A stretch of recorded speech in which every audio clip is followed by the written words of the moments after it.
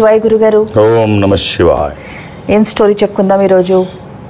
ఓ చిన్న కథ ఎప్పటిలాగే చెప్పుకుందాం. ఒక ఊరిలో ఒక చెప్పులు కుట్టే ఆయన ఉన్నాడు. కటిక పేదవాడు. చెప్పులు కుడుతున్నాడంటే పేదవాడు అంటే అందరూ అలా అని కాదు, పెద్ద పెద్ద షోరూమ్లు కూడా ఉన్నాయి. సరే, ఆ పాత రోజుల్లో చెప్పులు కుట్టే ఒక పేద ఆయన ఒక ఊర్లో, పట్టణంలో కూడా కాదు, ఏముంటుంది ఊర్లో, ఎవరో ఎప్పుడో కానీ. సరే, జీవనమే చాలా కష్టంగా ఉంది, బట్ లైఫ్ మాత్రం చాలా హ్యాపీగా నిర్వహిస్తున్నాడు.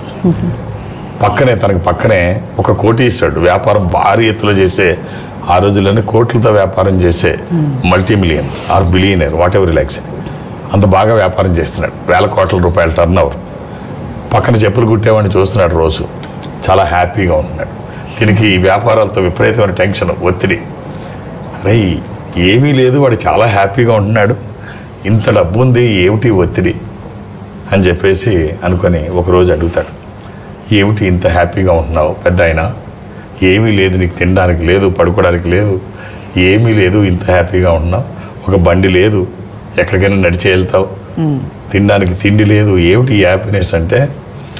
డబ్బులో హ్యాపీనెస్ ఉండదు, మనశ్శాంతిలో, తృప్తిలో ఉంటుంది ఆనందం అనేది, అది నాకు పూర్తిగా ఉంది.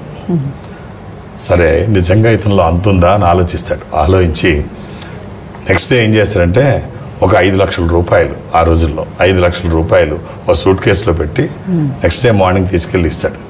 పెద్ద అయినా, ఈ 5 లక్షల రూపాయలు నీ దగ్గర ఉంచు, నువ్వు చాలా ఇబ్బంది పడుతున్నావు, ఈ డబ్బుతో ఇబ్బందులు అన్నీ పోతాయి అని చెప్తే 5 లక్షల రూపాయలు తీసుకుంటాడు. తీసుకొని రాత్రి అవుతుంది.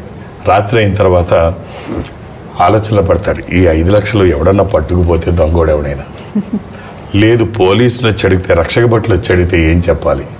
ఇలాగ ఒక ఆలోచనలు కాదు, ఈ డబ్బు పోకుండా ఉంచాలి, దీన్ని జాగ్రత్తగా కాపాడాలి. ఇక వన్ బై వన్ కళ్ళు ఎర్రబడ్డాయి, నిద్ర రావట్లేదు, తెల్లవారులు ఆలోచనలు, విపరీతమైన ఒత్తిడి, టెన్షను, డబ్బు ఏమైపోతుందో అని. తెల్లవారులు నిద్ర పట్టలేదు, విపరీతమైన ఒత్తిడికి గురయ్యాడు, తెల్లవారులు నిద్ర పట్టలేదు. పొద్దున్నే ఈ సూట్ కేసులో డబ్బంతా పెట్టుకున్నాడు. ధనవంతుడి దగ్గరికి వెళ్ళాడు. వెళ్ళి సూట్ కేసు తనకి ఇచ్చేస్తాడు. ఇచ్చి, ఏం పెద్ద అయినా తెచ్చావంటే, ఏమొద్దు నాకు ఈ డబ్బు, ఇది నన్ను డిస్టర్బ్ చేసేసింది, ఇలాంటి డబ్బు నాకు అవసరం లేదు, మనశ్శాంతిగా నేను ఉన్నాను, డబ్బు ఒక్కటే కాదు జీవించాలంటే, ఆత్మతృప్తి అనేది ఒకటి ఉంటుంది, డబ్బుతోనే అవి అన్నీ అవ్వవు అని చెప్పి ఇచ్చేస్తాడు. సో అన్నిటికీ డబ్బే కాదు, మనశ్శాంతి, మానసిక ప్రశాంతత, ఇవి ఉండాలి. ఇలాంటి మాటలు ఎవడన్నా చెబితే వినకండి. ఇవన్నీ కాలక్షేపం కోసం చెప్పే కబుర్లను కూడా అసలు కొంచెం కూడా లెక్కలోకి తీసుకోవద్దు. ఇలాంటివి మీరు పరిగణలోకి తీసుకుంటే ఎందుకు పనికి రాకుండా పోతారు. కాగితం మీద రాసుకోవడానికి మాత్రమే డబ్బు ఎందుకు పనికిరాదు, డబ్బే కాదు, విలువలు ముఖ్యమే, డబ్బు దీనికంటే ముఖ్యం, డబ్బు అవసరం. డబ్బు లేకపోతే కుక్కను కొడితే డబ్బు వస్తుంది అంటారు, కరుస్తుంది తప్ప డబ్బు ఇవ్వదు. నువ్వు ఆటోలో దిగితే నిన్ను ఒక రకంగా రిసీవ్ చేసుకుంటారు, మెర్సిడెస్ బెంజ్లో దిగితే ఇంకో రకంగా రిసీవ్ చేసుకుంటారు. ఎదర వాళ్ళకి మాటలు చెప్పడానికి ఇవి బాగానే ఉంటాయి. 10 జన్మలు ఉన్నాయో లేదో తెలియదు, ఉన్న ఒక్క జన్మని సార్థకత చేసుకోవాలంటే లైఫ్ అంతా హ్యాపీగా ఉండు. డబ్బు లేకపోతే ఇప్పుడు ఇన్ని కబుర్లు చెప్తారు, బయటకి పబ్లిక్ టాయిలెట్స్కి వెళ్తే డబ్బు 10 రూపాయలు ఇవ్వకపోతే టాయిలెట్కి కూడా వెళ్ళినెవరు. సో నువ్వు చిన్న అపార్ట్మెంట్లో ఉంటే లైఫ్ వేరుగా ఉంటుంది, ఇండివిజువల్ బంగ్లాలో ఉంటే లైఫ్ వేరుగా ఉంటుంది.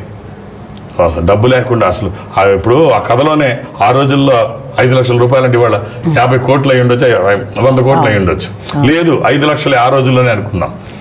ప్లాన్ చేసుకుంటే హ్యాపీగా ఉంటుంది, తిండి లేకుండా బాధపడడం, పడుకోవడానికి లేకుండా, కప్పుకోవడానికి లేకుండా, వెళ్ళడానికి లేకుండా, ఆ దరిద్రం ఏమిటి? ఒక్కసారి ఇంకో రకంగా ఆలోచిస్తే అసలు లైఫ్ స్ట్రక్చరే మారిపోద్ది.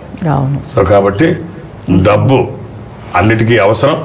ఇవాళ ఈ వేగవంతమైన జీవితంలో మల్టిపుల్ ఇన్కమ్ సోర్సెస్ ఉండాలి. ఒకళ్ళు సంపాదిస్తే సరిపోదు, భార్యాభర్తలు ఇద్దరు సంపాదించాలి. ఇద్దరు సంపాదించినా సరిపోకపోవచ్చు, మల్టిపుల్ ఇన్కమ్ సోర్సెస్ ఉండాలి ప్రతి వాళ్ళకి. ఉద్యోగమే కాదు, ఎన్ని రకాలుగా డబ్బు సంపాదించవచ్చో అన్ని రకాలుగా సంపాదించడానికి న్యాయబద్ధంగా ప్రయత్నించండి. ఇప్పుడు చాలా మంది కూడా ఇలా కూడా అనుకుంటుంటారు గురుగారు, ఇప్పుడు బ్యాక్గ్రౌండ్ ఉంది వాళ్ళకి, తాతలు సంపాదించింది ఉంది, తల్లిదండ్రులు సంపాదించింది ఉంది, మనం ఇక కొండలు అయినా కరిగిపోని ఆస్తుంది అని పిల్లలు అవతల వ్యక్తులు ఆలోచిస్తుంటారు వాళ్ళకేమి అని చెప్పి. అప్పుడు దాని గురించి మనం దాన్ని ఎలా ఇప్పుడు వాళ్ళకి ఏం తక్కువ లేదు, పిల్లల ఆస్తులు కూడా. సో మనలాంటి వాళ్ళమే కష్టపడాలంటే బ్యాక్గ్రౌండ్ ఆస్తుంది కాబట్టి వాళ్ళు బాగున్నారు అని. నేను ఇప్పుడు చేసేది అదే.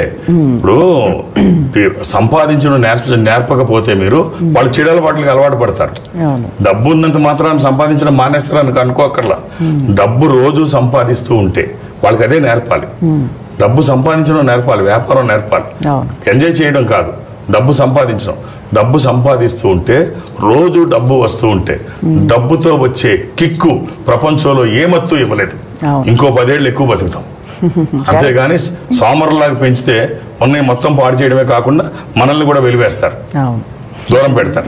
ఇలా కూడా అందుకనే వాళ్ళకి డబ్బులు సంపాదించడం, జీవితంలో అర్థం ఏమిటో నేర్పాలి.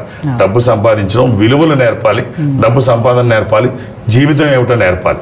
జీవితం చాలా విలువైంది, అది ఉన్నతంగా విలువలతో బతకాలి, హ్యాపీగా జీవితాన్ని ఉంచాలి అంటే నీ దగ్గర సమృద్ధిగా బలం ఉండాలి. ఆ బలం ధనంతోనే వస్తుంది. ఎవరు కాదంటే మాత్రం ఇది అవాస్తవం.